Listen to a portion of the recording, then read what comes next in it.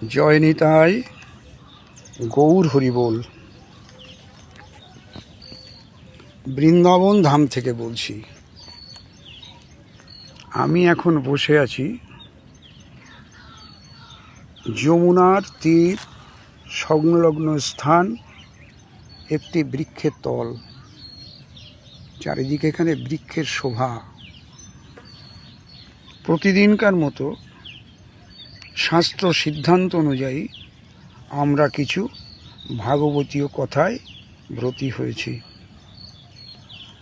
আজকে আমাদের আলোচনার বিষয় তৃতীয় মনু, উত্তম। আমাদের যে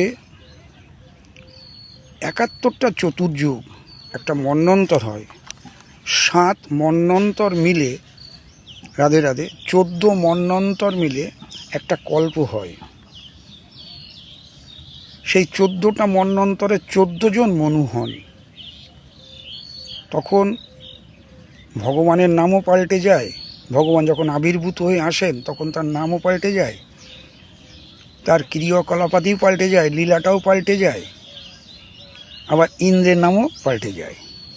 তো আজকে আমাদের আলোচনার বিষয় তৃতীয় মনু, উত্তম।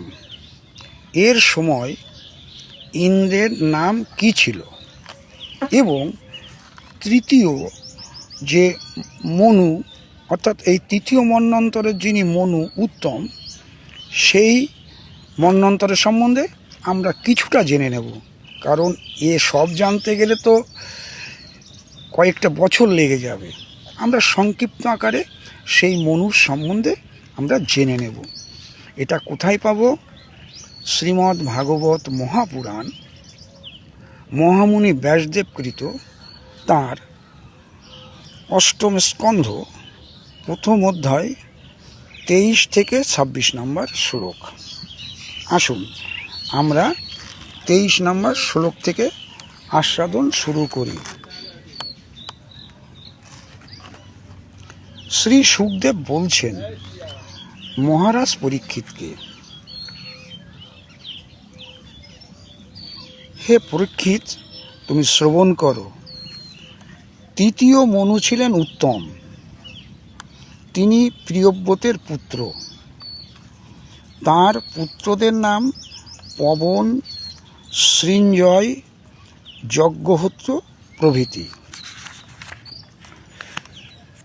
এই মন্বন্তরে বশিষ্ঠ মুনির প্রমদ প্রমুখ 7 পুত্র সপ্তর্ষি হয়েছিলেন।